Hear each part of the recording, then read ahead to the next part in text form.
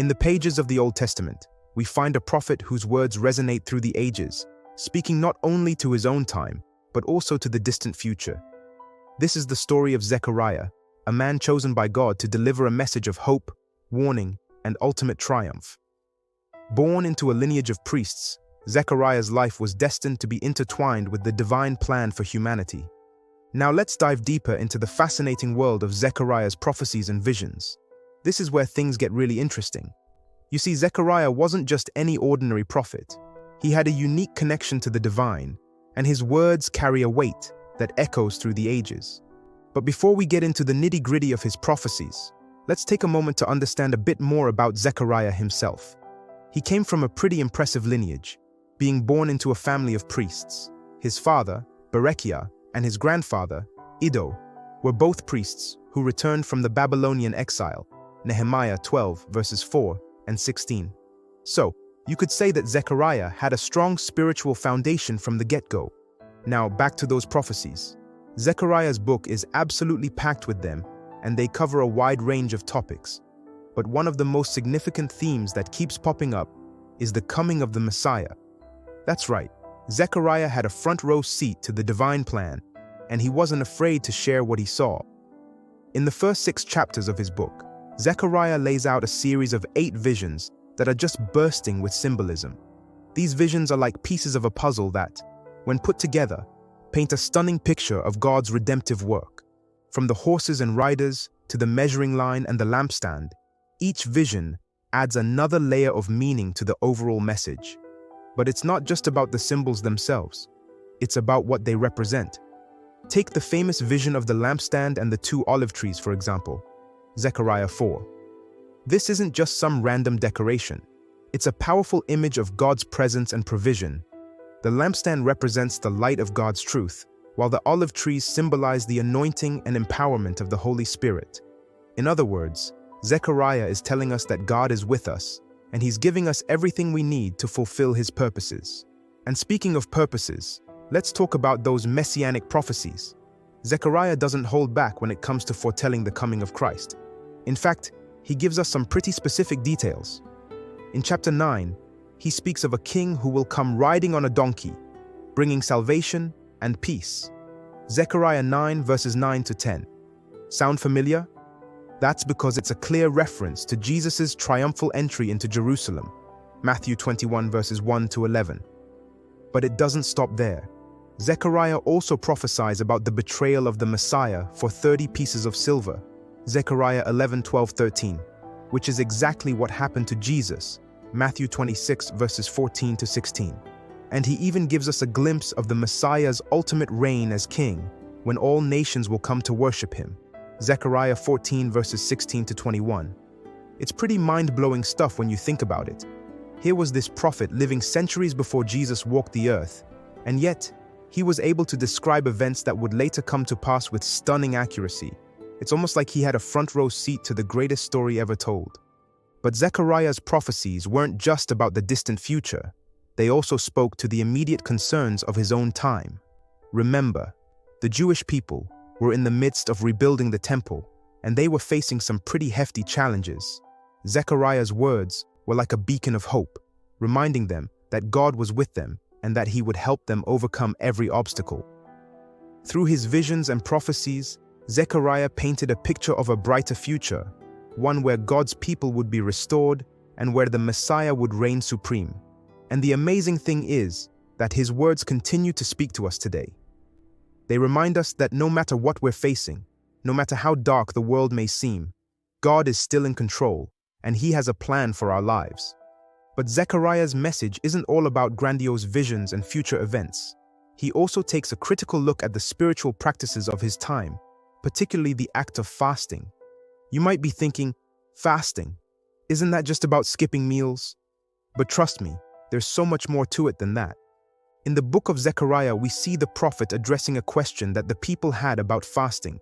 They wanted to know if they should continue to fast in the 5th month, as they had been doing for many years. Zechariah 7 verses 1 to 3.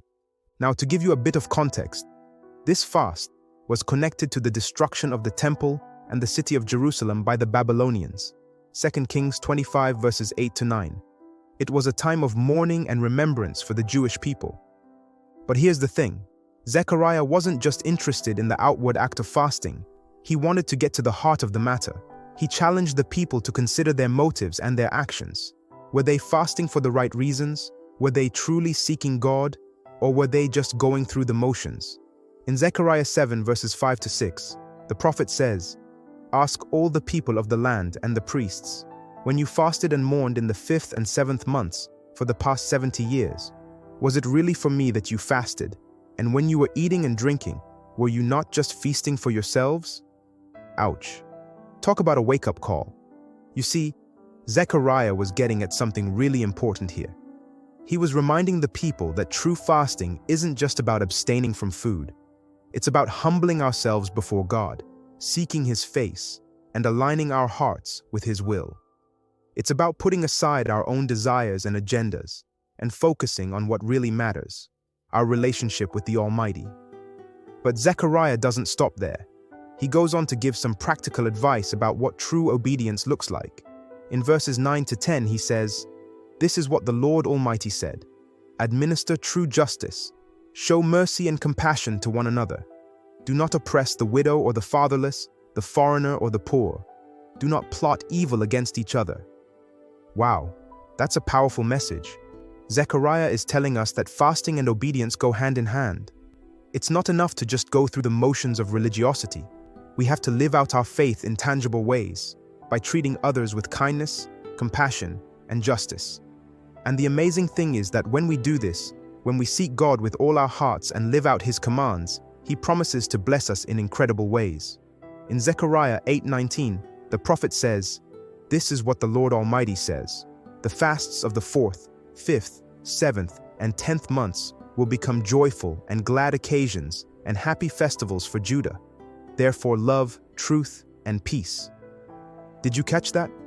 God is telling us that when we fast and obey Him, He will turn our mourning into dancing, our sorrow into joy. He will take the very things that we once associated with grief and sadness and transform them into occasions for celebration and praise. So, what can we learn from Zechariah's teachings on spiritual fasting and obedience? First and foremost, we need to examine our hearts. Are we seeking God with pure motives, or are we just going through the motions? Are we willing to put aside our own desires and agendas and focus on what really matters? Second, we need to remember that true obedience isn't just about following a set of rules. It's about living out our faith in practical ways, by treating others with love, compassion, and justice. It's about being the hands and feet of Jesus in a world that desperately needs His touch. And finally, we need to trust in God's promises. When we seek Him with all our hearts and obey His commands, He will bless us in ways that we can't even imagine. He will turn our mourning into dancing, our sorrow into joy. He will give us a reason to celebrate, even in the midst of life's challenges and trials. As we journey further into Zechariah's prophecies, we find ourselves transported to a future that seems almost too good to be true. It's a vision of peace and prosperity that's unlike anything the world has ever seen. But before we dive into the details, let's take a step back and think about what this really means. We're talking about a time when Christ Himself will be reigning on the earth. Can you even begin to wrap your mind around that? The Creator of the universe, the King of Kings, ruling and reigning in perfect justice and righteousness. It's a concept that's so big, so mind-blowing, that it's almost hard to comprehend. But that's exactly what Zechariah is describing in these final chapters. He's giving us a glimpse of what the world will be like under the Messiah's reign. And let me tell you, it's a world that's worth getting excited about. First of all, Zechariah tells us that Jerusalem will be at the center of it all. In chapter 14, verse 16, he says, "Then the survivors from all the nations that have attacked Jerusalem will go up year after year to worship the King, the Lord Almighty, and to celebrate the Festival of Tabernacles." In other words, Jerusalem will be the spiritual capital of the world, the place where people from every nation will come to worship and honor God. But it's not just about Jerusalem. Zechariah also describes a time of unprecedented peace and prosperity for the entire earth. In chapter 8, verses 4 to 5, he says, "This is what the Lord Almighty says. Once again, men and women of ripe old age will sit in the streets of Jerusalem, each of them with cane in hand because of their age. The city streets will be filled with boys and girls playing there. A world where people are living long, healthy lives, where children can play safely in the streets without fear of violence or danger. It's a world where the curse of sin and death has been lifted, where sickness and sorrow have been banished forever. And it's not just physical prosperity that Zechariah is talking about. He's also describing a time of spiritual renewal and blessing. In chapter 8, verses 20 to 23, he says, "This is what the Lord Almighty says. Many peoples and the inhabitants of many cities will yet come, and the inhabitants of one city will go to another and say, 'Let us go at once to entreat the Lord, and seek the Lord Almighty. I myself am going,' and many peoples and powerful nations will come to Jerusalem to seek the Lord Almighty and to entreat him." This is what the Lord Almighty says. In those days, 10 people from all languages and nations will take firm hold of one Jew by the hem of his robe and say, "Let us go with you, because we have heard that God is with you." Wow! Can you imagine a world where people are so hungry for God, so desperate to be in his presence, that they're literally grabbing hold of those who know him and begging to come along? That's the kind of spiritual hunger and thirst that Zechariah is describing.